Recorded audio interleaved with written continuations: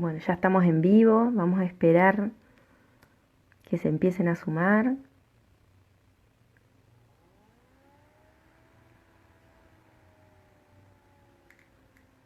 Acá ya se están sumando. Van a estar transmitiendo también por Instagram de profesores líderes. Hola a todos que saludan. Son las 3 de la mañana en Argentina, las 2 en Chile y la 1 acá en Estados Unidos, en Chicago. Acá yo tengo a Facu, con Facundo Viliani, que es profesor, docente del profesorado de Viedma, coach ontológico, acá está llegando, director de escuela. ¿Cómo estás, Lucía? ¿Estás despierto? Sí, sí, sí. Ya es un Sí, montón eso. sí, sí, sí, despierto y atento y escuchando a los colegas que están conversando y todos los aportes que nos están trayendo de insumo para nuestra charla. Tal cual, la verdad que desde que arrancó estuvieron charlando mucho de lo que son competencias emocionales y bueno, aprovecho también para agradecerle a Adrián y todo el equipo de profesores líderes por habernos tenido en cuenta en esta hermosa oportunidad de poder charlar 24 horas sobre educación. Y bueno, y le contamos a la gente, Facu, que nosotros vamos a hablar de educación emocional eh, y pusimos como título como práctica fundamentada, posible y necesaria en el aula y me atrevo a decir que la pandemia y esta cuarentena nos ha llevado a reflexionar mucho más en profundidad sobre la importancia que tiene la educación emocional, aún en la virtualidad, es decir, a través de una pantalla, a través del WhatsApp. Así que, bueno, le comentamos a la gente que vamos a contar un poquito qué es la educación emocional para aquellos que por ahí no conocen tanto, por qué es importante la educación emocional o para qué, y bueno, y algunas estrategias prácticas que se puedan llevar también para que descubran lo que siempre decimos con vos cuando charlamos, que en realidad esto no es tan difícil, Claro. que es mucho más simple de lo que uno se imagina. Lo que pasa es que por ahí trabajar con las emociones nos genera miedo, ¿no? Ujú, sí, así es, totalmente. Bueno, buenísimo. Bienvenidos a todos. Gracias por acompañarnos. Y bueno, sumarme un poquito a lo que vos decís, Lucía, agradecerle a Adrián la convocatoria y la iniciativa, y lo he escuchado desde muy temprano hablar sobre la locura de los docentes haciendo la maratón en educación, digo, y yo celebro, como te decía hoy a vos en privado, que se den estos espacios y que nos convoquen a conversar sobre educación y esto que a mí, que yo ya estoy casi a punto ahí, me faltan 3 añitos nomás de jubilarme, me llena de emoción saber que hay un montón de gente joven buscando una nueva manera de estar siendo docente, ¿sí? Y por eso me quería sumar a la convocatoria que vos me invitaste a hablar sobre emociones y valores. Y desde lo que vengo escuchando, donde arrancó la maratón, que estuvo el profe, acá lo anoté, Álvaro Esteban, hablando de derechos y el reconocimiento, y ahí también hay valores, y de Jonathan, hablando del error, el error como una posibilidad dentro del ámbito educativo, y que también tiene que ver con emociones y con valores, y recién terminamos de escuchar a Paula, hablando de la diversidad y el reconocimiento de mirar a los otros en sus distintos estilos de aprendizaje. Entonces, ¿cómo nos une a todos los docentes hablar de emociones y de valores, no solo ya desde lo académico, sino desde el ser? Así que bueno, la idea es compartir eso. Sí, y después siguen, porque viene Adrián hablando de liderazgo. Claro. eh, Hay otro profe que va a hablar también de ser el docente, ser el cambio que uno quiere ver en el mundo, ¿no? Yo creo eh, que esta cuarentena, así como nos ha complicado en un montón de aspectos y obviamente que nos ha hecho conocer o encontrarnos con todas esas emociones displacenteras, y acá va un poco el primer concepto que queríamos transmitir. Hablamos de displacenteras, no hablamos de malas, no hablamos de negativas, sino que hablamos de emociones funcionales. Y es verdad, esta pandemia nos ha hecho conocer un montón de esas emociones y en principio la incertidumbre, porque no sabemos tampoco cuándo vamos a volver a las aulas. Sin embargo, también como profe hemos tenido que aprender a realmente priorizar contenido, es decir, a ver qué es lo que quiero que el alumno comprenda realmente. Y nos hemos dado cuenta que lo que no pasa por el corazón difícilmente se aprenda. Entonces, bueno, siempre lo hablamos con vos y seguramente los profes que también se han sumado y que nos están viendo piensan igual, ¿no? Que poder ver este momento, además de como una crisis, ¿sí? Porque es una crisis para todos, no solamente emocional, sino económica, eh, pero también como una gran oportunidad. Y bueno, y un poco esto, el tema de la educación emocional no es un tema nuevo, ¿sí? Las emociones son inherentes a la condición humana, por lo tanto se vienen estudiando hace muchísimos años, ¿sí? En la antigüedad las pasiones, en el renacimiento del afecto. Eh, Sin embargo, el término, sí, educación emocional, lo trae el gran maestro Rafael Vizquerra, que me puse acá el librito porque nos están viendo profes que por ahí si quieren empezar a conocer un poquito más, este es el libro de Rafael que se llama Educación Emocional y Bienestar, tiene un montón, pero en 1913 él denomina a este constructo educación emocional. Y escuchándola a la profe Paula, pensaba esto, ¿no? Que lo maravilloso que tiene la educación emocional es que toma un montón de marcos teóricos, la psicología positiva, las inteligencias múltiples, la neurociencia, pero lo que me parece más maravilloso es que lo enmarca para la educación. Es Claro, decir, nadie pide que nosotros seamos terapeutas o que seamos coach como somos nosotros por elección claro. o que sean expertos en las emociones, la profe Paula lo decía también, sino que la educación emocional está enmarcada para la educación, está enmarcada para todo proceso educativo. Acá vamos a hablar del proceso educativo que se da entre un docente y un alumno, pero también ese proceso educativo, ese proceso de enseñanza y aprendizaje que se da en todos los ámbitos, inclusive en la familia, ¿no? Ujú. Y que el gran propósito es un poco el desarrollo de las competencias emocionales en el alumnado y yo pienso que el propósito más grande es el bienestar, ¿no? Eh, Muchas veces esto que vos decías del ser, cuando uno se pone a pensar en aquellas personas que son importantes para la vida de uno, inclusive nuestros alumnos, y uno piensa, a ver, ¿qué es lo que yo quiero para estos alumnos? Uno lo primero que se le ocurre es que sea feliz, que esté bien, ¿sí? Claro, totalmente, sí. Después que sepa matemática, que sepa lengua, por supuesto, porque es fundamental. Entonces, bueno, eh, no quería dejar de por ahí mencionar esto, primero para que, bueno, puedan ir a las fuentes, tenemos un gran referente, y después tenemos un montón de referentes, ahí en Chile está la Fundación Liderazgo Chile, en Argentina tenemos la Fundación Sí, pero que puedan ir a los libros porque realmente es una lectura muy amena y, y como dice el título de lo que vamos a charlar, es una posibilidad, ¿sí? Poder trabajar la educación emocional en el aula. Y ahí sí te doy la palabra a vos de que nos puedas contar por qué considerás vos que es importante la educación y para qué, ¿no? La educación emocional.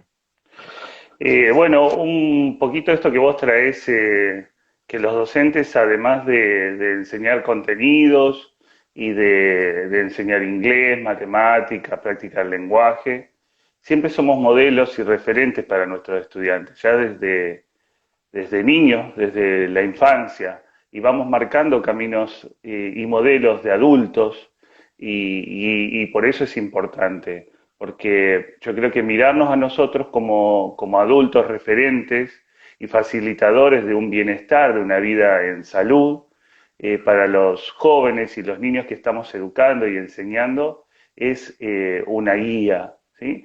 Y bueno, y por eso la idea es compartir con todos desde esta mirada quiénes estamos siendo nosotros como docentes, ¿sí? ¿Qué adultos estamos siendo? Si conocemos sobre nuestras emociones, si realmente cuando llevamos esta práctica al aula nos preguntamos cómo estamos y cómo queremos vivir este contexto áulico con ellos cuando estamos enseñando.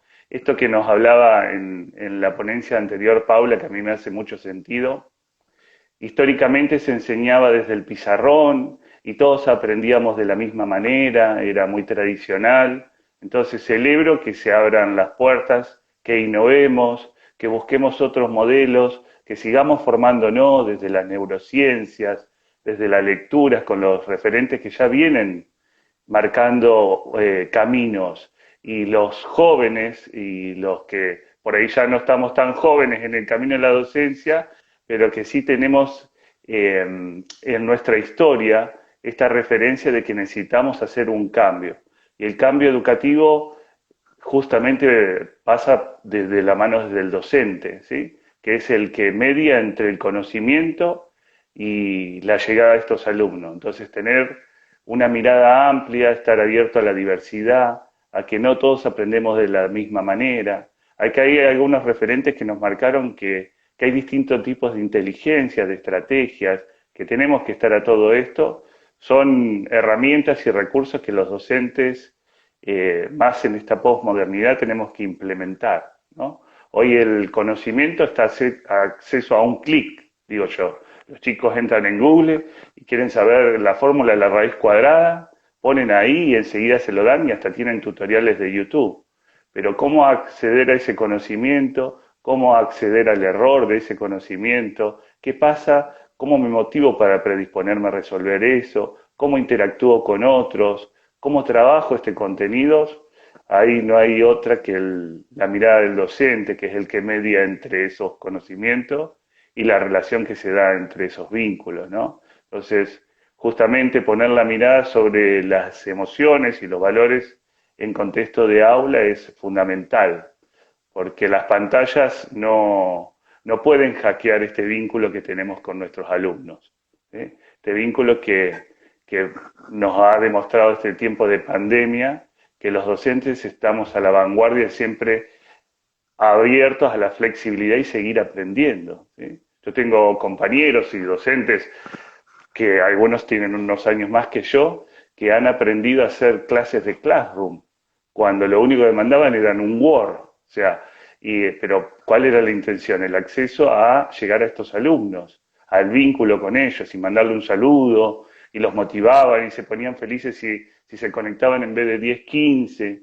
Digo, los docentes tenemos un bagaje de conocimientos, pero sobre todo tenemos un corazón y una calidad de servicio que siempre está en pos para los futuros adultos y ciudadanos que vamos formando.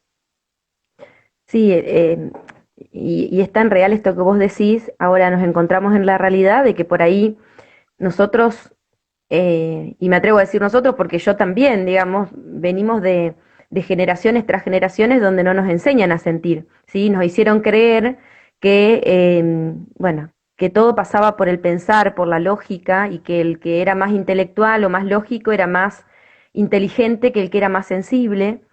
Y la riqueza que se pierde acá es este vínculo que para mí es maravilloso. Probablemente hay muchos que están escuchando que no le parezca tan maravilloso, pero bueno, cuando uno le apasiona tanto un tema, estas cuestiones como que lo enloquecen.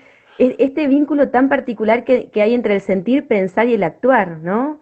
Donde no es que es más importante uno que otro, sino que cuanto más en coherencia y cuanto mayor sinergia haya entre esos tres, mucho más voy a aprender. Entonces digo, a veces tomarnos un ratito antes de empezar vos sos profe de matemática, y yo siempre trato de tomar las matemáticas porque me encuentro mucho con cuando capacito docentes que me dicen, no, no, esto déjalo para lengua, para alfabetizar emocionalmente en lengua, en historia, pero en matemática no se puede, ¿no?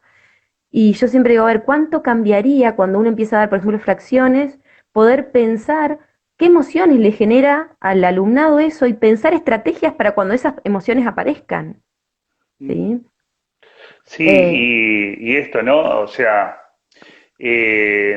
las emociones nos atraviesa todo, no es de un contenido en particular, ¿sí? Ya yo el otro día conversaba con unos profes que, bueno, que dentro de las instituciones educativas son espacios conversacionales.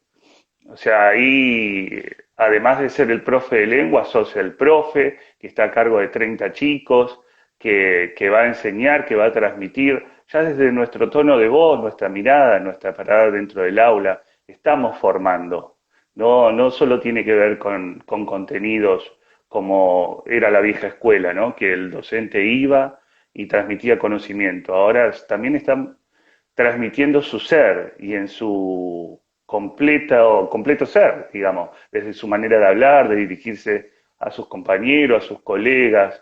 Y acá es donde por ahí yo creo que viene el gran cambio educativo de este siglo, ¿no? Porque decimos que estamos formando a estudiantes del siglo XXI y la educación todavía sigue en un ciclo anterior o más todavía, ¿sí? Donde las filas siguen siendo mirándole la nuca al compañero que está adelante y así, y hoy nos invitan ya a sentarnos diferente, a mirarnos, a estar recostados, a estar todos juntos, a trabajar en equipo. Digo, esto va cambiando. Y esto también nos enseña de alguna manera a que tenemos que relacionarnos con otros. Y este relacionarnos con otros indudablemente pasa por lo emocional. Adrián nos preguntaba desde la cuenta de profesores líderes si creemos que el profesor en general se siente más fuerte en lo emocional de lo que en verdad es. Yo no hablaría de fuerte, a ver, fíjate vos, Facu, si coincidís conmigo, yo hablaría en lo emocional de consciente, creo que eso hace la diferencia. Lo que sí nos marca la experiencia, que el profe tiene mucho miedo de involucrar lo emocional en el aula y piensa, aparecen ahí como Paula decía, neuromitos, acá aparecen también, no sé, serían mitos emocionales, ¿sí? Que por ahí se piensa que van a tener que dejar de dar toda su materia para dar lo emocional, cuando no es así, y ahora al final vamos a contar algunas estrategias para que lo puedan comprender mejor. Eh, la idea es que el docente que es experto en biología, en historia, en sociales, siga siendo experto en eso, de una mirada, con una mirada más en el ser, más en una mirada más emocional. Y otro mito que hay, o otro miedo, es a pensar que cuando uno habla de emociones abre un ambiente en los alumnos que después no va a poder eh, abarcar o que no va a poder intervenir. Entonces, es cierto que por ahí muchos profes, nos encontramos con profes que nos dicen, no, yo para esto no sirvo, y cuando empiezan a aplicar las estrategias muy sencillas que uno les va proponiendo, que va capacitando, lo empiezan a internalizar, ¿sí? Porque acá no se trata de que uno agarre un librito y me hizo mucho sentido también lo que decía Paula en relación a esto y quiera ir a aplicar a esto, sino que uno lo tiene que vivir, ¿sí? Esto es lo que tiene de maravilloso el mundo emocional, que uno no puede decir, bueno, voy a aplicar la educación emocional y después me voy a mi casa y estoy igual, ¿no? Eh, y me ha pasado eso, me ha pasado profes que se están por jubilar y empiezan a entender lo que es esto y lo empiezan a incorporar en el aula, y eso no pasa después de 5 años, uno empieza a ver los cambios de un año a otro.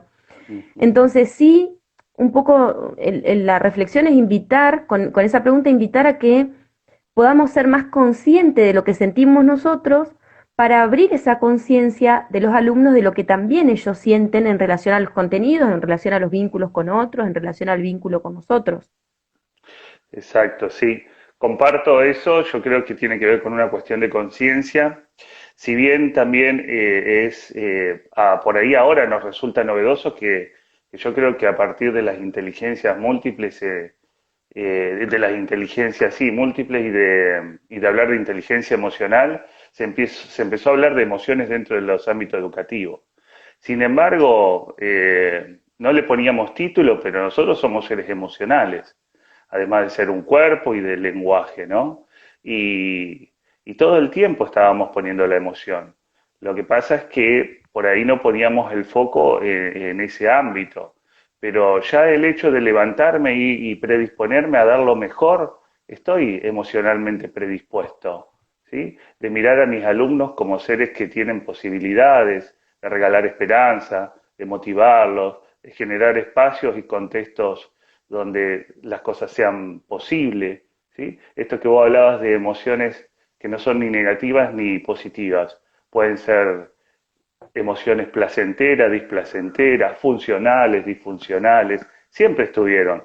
Siempre en el aula hubo dos alumnos que tuvieron algún disgusto y se enojaron, ¿sí? Entonces, o algún alumno que llegó triste. ¿Cuántas veces nos pasa eso en el aula?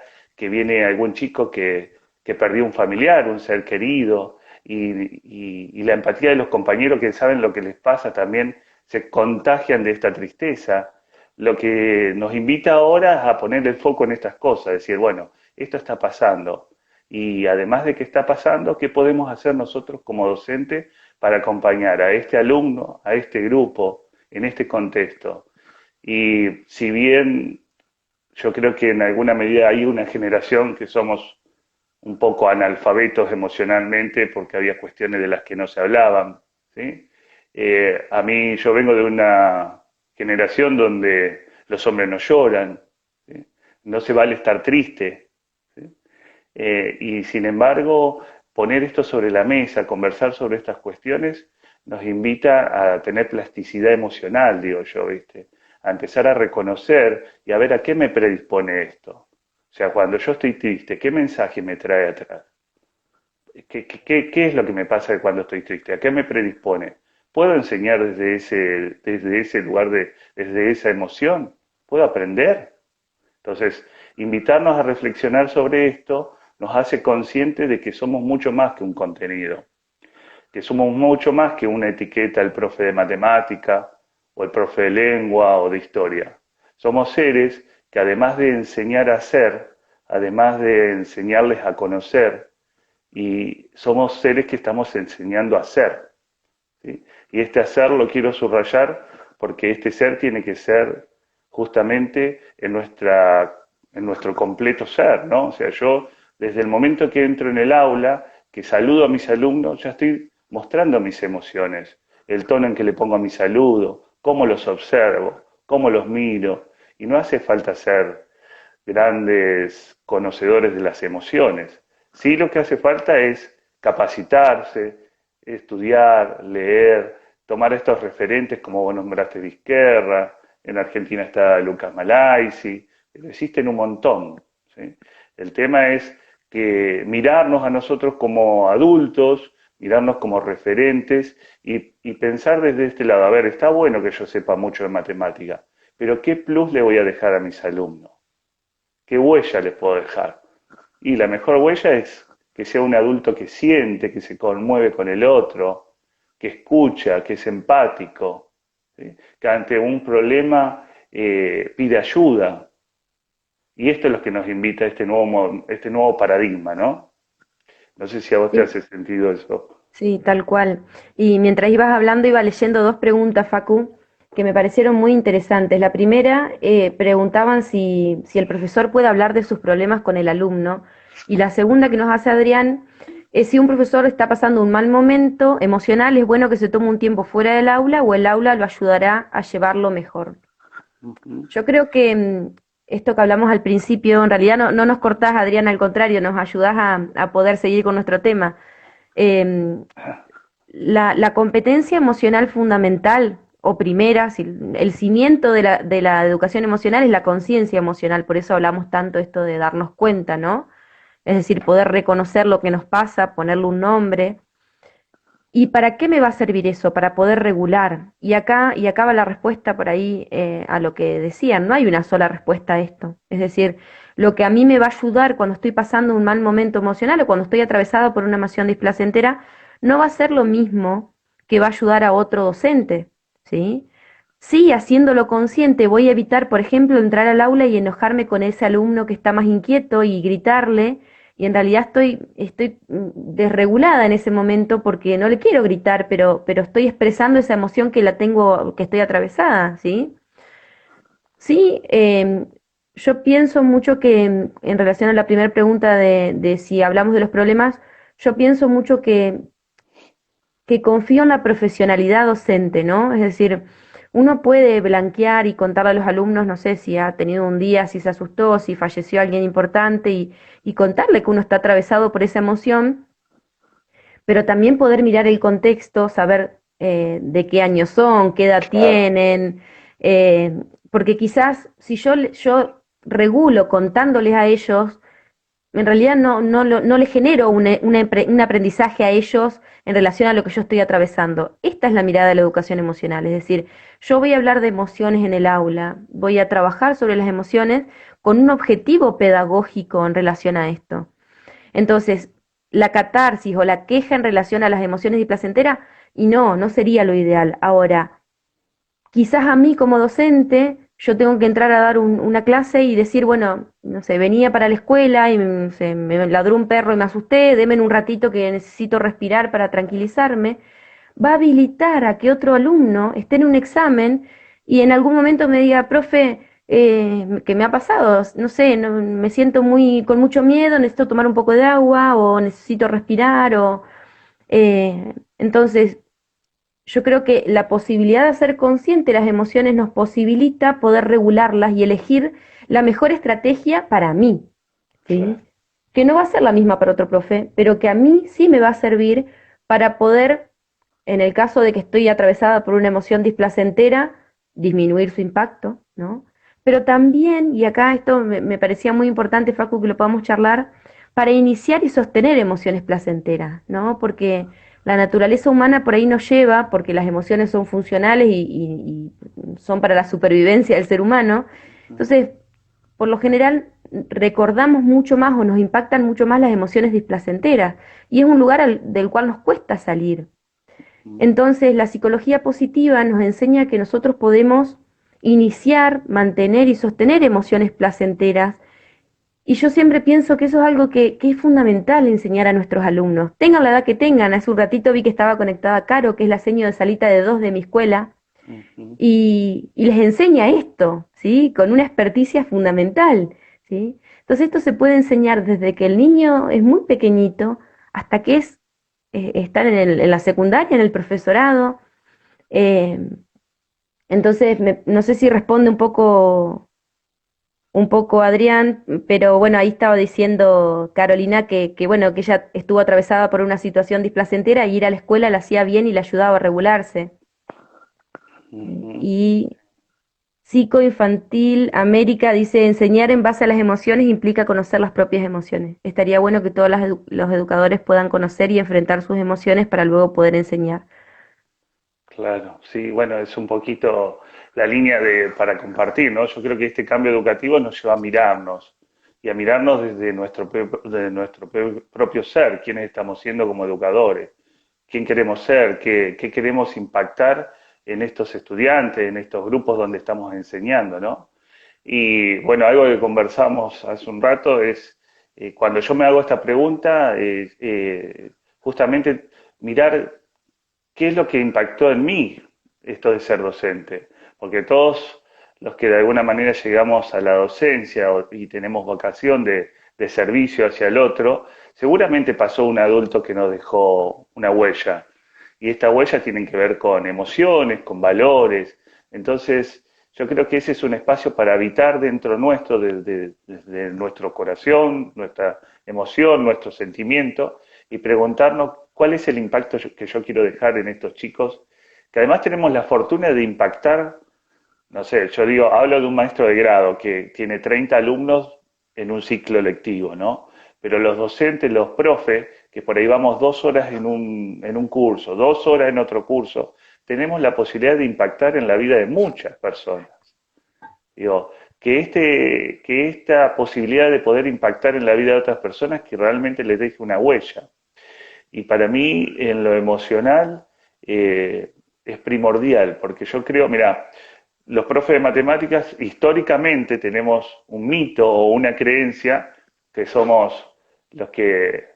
Yo tenía una mamá que me decía, mira, Facu me dice, ¿cómo no le va a costar a mi hijo matemáticas si a mí me costó toda la vida? O sea, como que creemos que eso también se hereda, ¿sí? Digamos. Y entonces los profes de matemáticas tenemos este karma de que enseñar matemática es difícil y que no es posible a todos.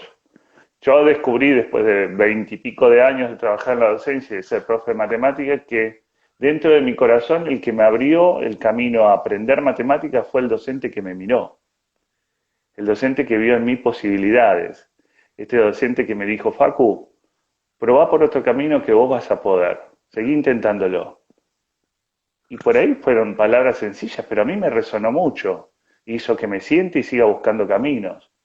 Entonces, me parece que eso impacta y dejó una huella en mí. Entonces, yo como docente, si no tengo desde mi lenguaje el poder de generar en el otro posibilidades de emociones placenteras, vos vas a poder seguir intentando. Si te equivocaste, no importa. Descansá, respirá, no te enojes, seguí intentando. O sea, cómo desde nuestro propio lenguaje como educadores podemos generar ámbitos de posibilidades que en este caso es para enseñar un contenido, pero eso queda grabado en el corazón, en la mente, en las emociones de este chico para cualquier dominio de su vida. Ante una situación que yo me frustre, que no pueda, que vea una amenaza, respiro, me tranquilizo y veo los recursos que tengo porque yo voy a poder, porque seguir persistiendo para que las cosas me salgan bien, habla también de una fortaleza que tiene que ver con mi esencia, con mi ser. Enseñar matemática ha sido un contenido que a lo largo de mi vida tenía que entrar primero por el corazón para después ir por el contenido. Si yo no generaba un vínculo con mis estudiantes, no era creíble. Entonces, una vez que generaba el vínculo, ellos me reconocían como un adulto, que los escuchaba, que los habilitaba, que el error, como decía hoy un profe, es parte del aprendizaje, que equivocarse no está mal, forma parte de ir aprendiendo y está habilitado. Entonces, que un docente, un adulto nos haga ver esto, nos enseña que en la vida, no solo en matemática, pueden aparecer cosas que no estén bien, que no me salgan como quiero. Sin embargo, si yo me apoyo en mis valores, en lo que creo que es fundamental para mi vida, voy a seguir buscando caminos alternativos, ¿no?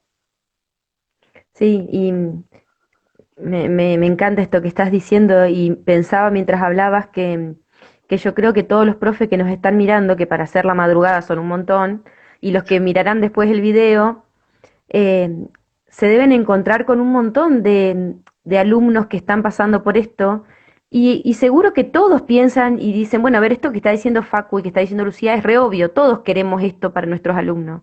Ahora, yo realmente me lo pregunto como profe cuando estoy con mis alumnos y también se los pregunto a ustedes, ¿no?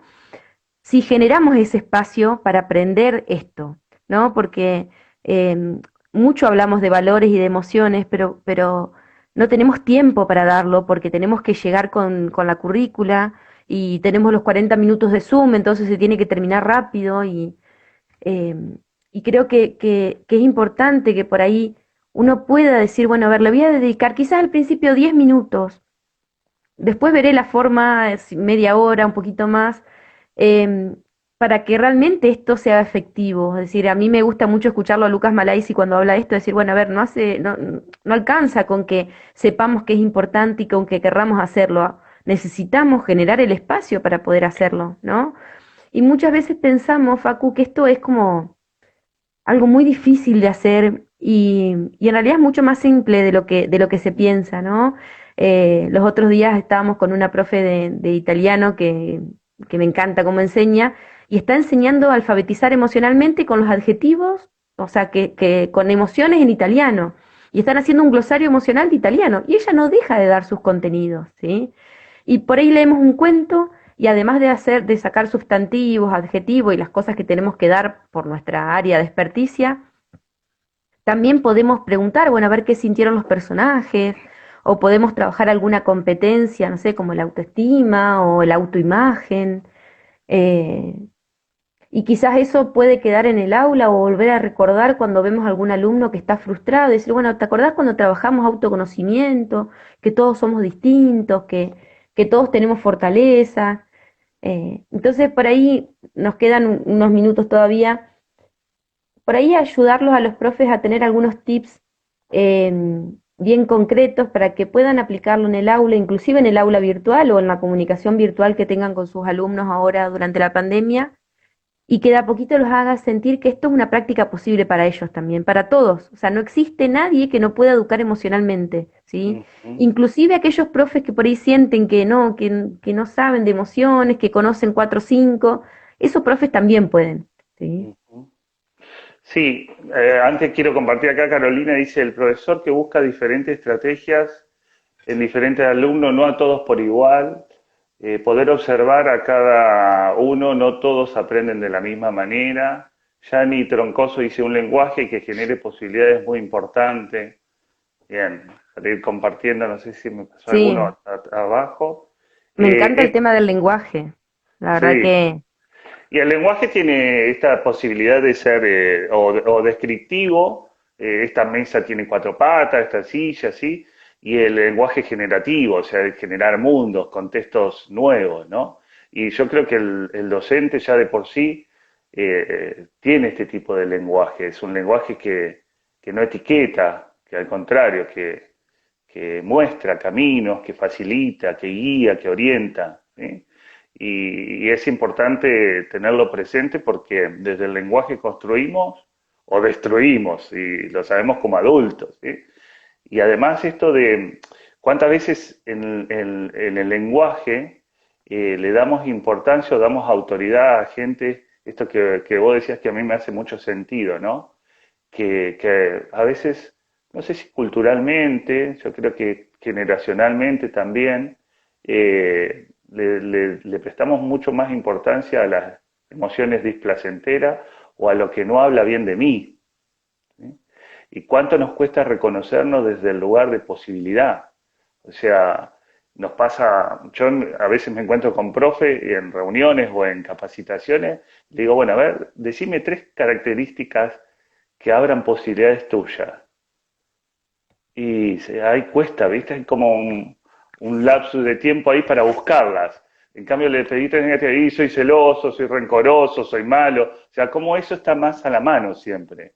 Digo, Mira, y acá, acá tengo una manito que suelo utilizar mucho, que es ajá, la manito, les hago por ahí a mis alumnos o a mis pacientes, que escriban cinco cosas positivas con la mano, ¿no?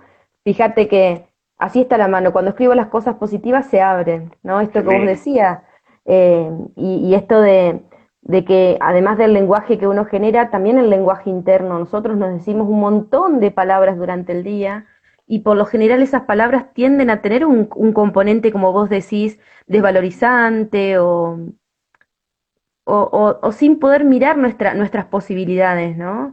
Y si nosotros queremos enseñar que el alumno, por ejemplo, frente a algo de matemática no se frustre, también tenemos que enseñarle a que tenga autodiálogos positivos o autodiálogos generativos, ¿no?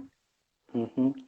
Y justamente hablando de tips y algo para que se puedan llevar los profes y, y cómo es, y práctico, yo además estoy como director en una escuela y un día se me ocurrió, ¿no? Porque soy un director que está abierto a los cambios y a escuchar la innovación educativa en lo que nos traen los profes jóvenes. Se me ocurrió armar un cartel donde había frases, ¿no? Primero el cartel decía, regale una frase o regale un mensaje, ¿no? Y la idea era invitarlos que cada vez que entraban había una mesa con cartulinas, con recortes, con fibrones y cinta para pegar el cartel y una lámina gigante en la pared de entrada, ¿no? Entonces llegaban los padres, los chicos y ponían gratitud, solidaridad, confianza, amor, digo, y todas estas palabras que quedaban pegadas en la escuela resonaban. Primero porque es algo que no estamos acostumbrados, ¿no? O sea, generalmente en la puerta de la escuela tenemos reunión de padres el miércoles 17 horas, no olvidarse de traer el vasito y la taza, por favor revisar la cabeza de los niños, digo, pero estos mensajes donde podemos resonar todo y además de incluir a la familia junto a la escuela, a los docentes, es una manera de integrar que todos vamos para el mismo camino, formar a ese infante, a ese niño, a ese joven, a ese adolescente, preadolescente, en un ciudadano y una persona que pueda reconocerse como una persona de bien, como un adulto sano, ¿sí? Que es lo que de última instancia buscamos desde la educación emocional o desde los valores al conversar esta situación. Otra cosa que me aparece como tip, que tiene que ver justamente con los valores, al inicio de clases los profes armamos acuerdos con nuestros estudiantes cuando empieza el año. ¿Qué nos proponemos este año? Y a veces eso baja unidireccionalmente por un equipo de dirección o por un maestro o un docente. Y yo digo, ¿qué tal si invitamos a ellos a que pongamos acuerdos juntos? Acuerdos sostenidos desde una línea, ¿no? Digo, a ver, con qué valores nos vamos a mover este año dentro de este aula? El respeto. ¿Qué es el respeto para nosotros? Y ahí abren y los chicos empiezan a hablar sobre qué es el respeto. Y una vez que ellos consensúan estos valores, también van a poder guiarse, porque además no fue algo que alguien viene y les dijo. nació desde ello. Entonces, cuando alguien no se hable bien, o que se grite, o que se trate mal, bueno, hay un valor que no estamos respetando, que justamente tiene que ver con el respeto. Entonces, eso no está bueno. Y ahí los chicos empiezan a hacer como piel y carne esto que queremos formar en ellos, ¿no? Y desde las emociones, bueno, la respiración me parece que es un autorregulador primordial, ¿no?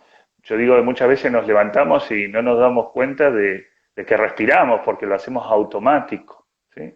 Y esto que vos decías hoy, de si yo llego con algo que caminaba y me asustó un perro, y entonces estoy con miedo y todavía no logro calmar mi aceleración del corazón por lo que me sucedió. Bueno, ir a la respiración, tomarme 5 minutos, conectarme con esto que me hace bien, mirar algo que me agrade para volver a estar en mi eje, volver a centrarme y estar en armonía para mis estudiantes en este caso, ¿no?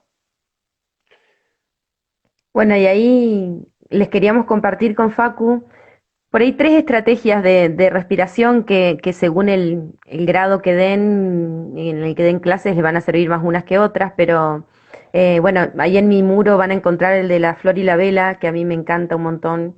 El actor es mi hijo, que suele aplicarla bastante, pero para ahí para los chicos de nivel inicial, primer, segundo grado, el hecho de poder oler una flor y soplar la vela con un recurso práctico, no tan abstracto, los ayuda a poder regular. ¿Sí? Cuando estamos en niveles un poquito más grandes, chicos que ya están por egresar de la primaria o en secundaria, la técnica de la taza, ¿sí? Sí, Esas, correcto. me encanta porque esa siempre la decís vos, así que te la dejo. No digo la taza la taza de sopa caliente o de leche caliente, ¿no? Donde cada vez que voy a acercármelo para tomar, soplo, tomo, respiro y vuelvo a soplar, digo. Eso a los chicos los hace regular su respiración y su presión arterial. Entonces, cuando vienen estresados o con movimientos, nos vuelve a volver a estar en equilibrio, en eje. Y otra cosa que por ahí usamos con los chicos ya de 7 a 12 años que tiene que ver con la mano, ¿no? O sea, algo que vos nos enseñaba esto, que me lo voy a llevar, me lo llevo esto de cuando está cerrada y abierta y las posibilidades, ¿no? El mensaje o el lenguaje de la montaña rusa emocional, decimos, ¿no? Entonces, respiro, cuando bajo, suelto, ¿no? Y bueno, esto que es tan sencillo, hacerlos con los chicos nos lleva 2 minutos, preguntarnos cómo estamos, o sea, sin decir ni bien ni mal, pero ponerles un juego, a ver, ¿cómo estamos hoy? Si tuviéramos que decir una emoción, ¿cómo estamos? ¿Cómo nos sentimos? ¿Alegre, contento, feliz, triste, angustiado, enojado, impaciente? O sea, abrir también el abanico de todas las emociones que están. Armar el diario emocional. En la adolescencia, a mí me sirve mucho eso con los chicos de armar. Antes era un espacio solo para chicas, de tener su cuaderno íntimo, ¿no? Donde ellas escriben sus cosas, ¿no? Pero habilitarlo esto a todos los géneros porque lo necesitamos. Entonces, hablar de un diario emocional tiene que ver con decir, bueno, a ver, ¿qué estoy sintiendo? ¿Qué hecho me hizo sentir eso? ¿Qué puedo hacer para modificar esta sensación? ¿A qué me abre posibilidades o para qué me cierra posibilidades? Digo, este diario emocional que en los jóvenes, porque además al escribirlo también hay una cuestión como las que nos invitaba Paula hoy, que tiene que ver con lo neuronal, que no solo lo siento y lo guardo adentro, sino que al escribirlo, ya ahí estoy moviendo otras neuronas y otras estrategias que tienen que ver con poder escribir lo que estoy sintiendo, pasarlo por otro canal, ¿sí? Corporal, y además poder sentirlo y leerlo después. O sea, a ver, cuando yo estoy enojado me cierra posibilidades, porque contesto mal, porque hablo mal. ¿Y para qué me serviría cambiar esta emoción de estar enojado a otra emoción? A ser más paciente, a hablar mejor, a predisponerme a escucharme y no decir palabras que hieran a otro. Digo, Existen un montón de recursos así que los docentes, que no hace falta ser especialistas, les habla un profe de matemática, ¿sí? Que de Sí, psicólogo. y pensaba esto cuando vos hablabas que los otros días capacitando una escuela me decían, bueno, no, pero esto para la presencialidad y para la virtualidad, y, y nosotros estamos trabajando mucho en la escuela que yo, no solamente porque es la escuela que adoro, en la que trabajo, sino porque considero que es una escuela que busca todo el tiempo ser buena escuela y mejor escuela, pero trabajábamos con chicos muy chiquititos, de que como no teníamos tanto tiempo para que cuenten cómo se sentían, pero por ejemplo, a ver, hagan la cara de cómo se sienten y dónde lo sienten, tóquense dónde lo sienten, y sacábamos fotos. Y ellos, claro, como son chiquititos, les hacía mucho sentido poder hacer esto, y para nosotros era un buen feedback. Después pienso también, bueno, no hacemos mandamos una tarea, bueno, el semáforo, en rojo paro, Mm, chequeo, hago un mapeo corporal, cómo me siento. Amarillo, escribo, pienso, ¿por qué me siento así? Verde, ¿qué puedo hacer para sostener o iniciar emociones placenteras o mejorar esas emociones displacenteras o aprender de esa emoción displacentera? Y eso nos da un feedback espectacular. Si nosotros lo hacemos, imagínense, en cada tema o en cada trabajo, nosotros sabemos realmente qué impacto tuvo esa estrategia. A ver que la voy a leer a Caro acá que dice, uno como adulto también puede tener su diario emocional para luego poder incluirlo en el aula. Sí, sin duda. Yo creo que ujú. eh, Caro, además cuento que Caro, como dije, es la docente de Salita de Dos y es una docente que suele innovar mucho en educación emocional. Y sí, es lo que hablábamos al principio. No se puede no ser genuino en esto de la educación emocional, es decir, no es una receta que uno va y la aplica, tiene que poder pasarla por uno, ¿no? Para que eso sea genuino y coherente, ¿no?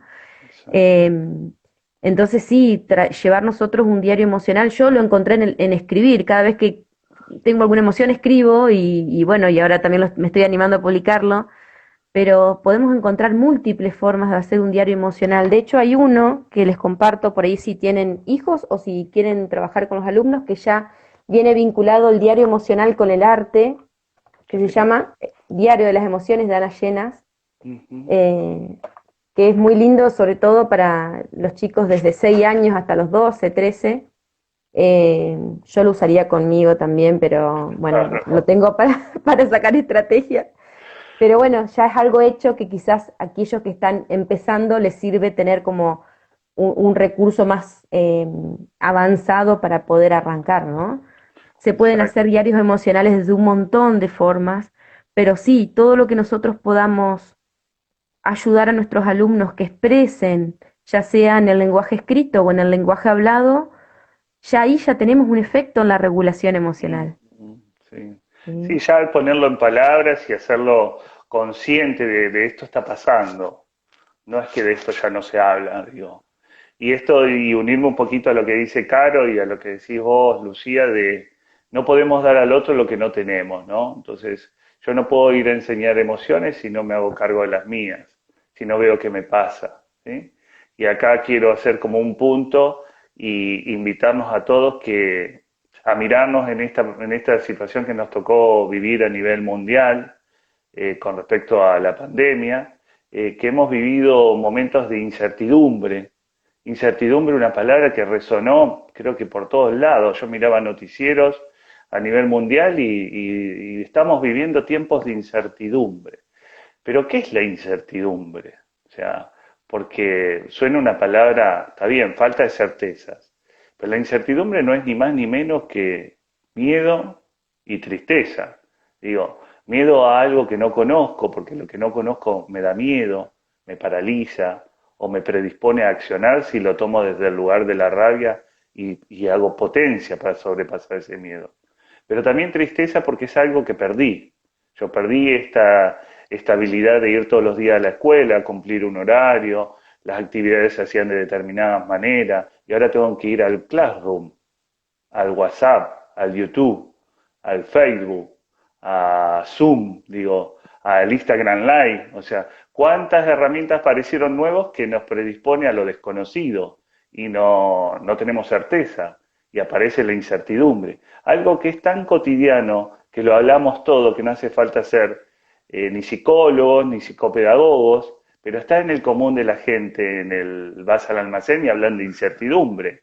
Y cuando alguien te habla de incertidumbre, poder reconocer que a esta persona le está pasando que hay algo que perdió y que hay algo que lo pone triste, que además hay algo que le da miedo, la falta de certeza. Entonces, poder reconocer y hablar de esto nos invita a todos los que formamos parte de la educación y de la comunidad educativa, tanto padres como alumnos y docentes, a hablar sobre estas cosas, ¿no? A ponerlas en conversaciones.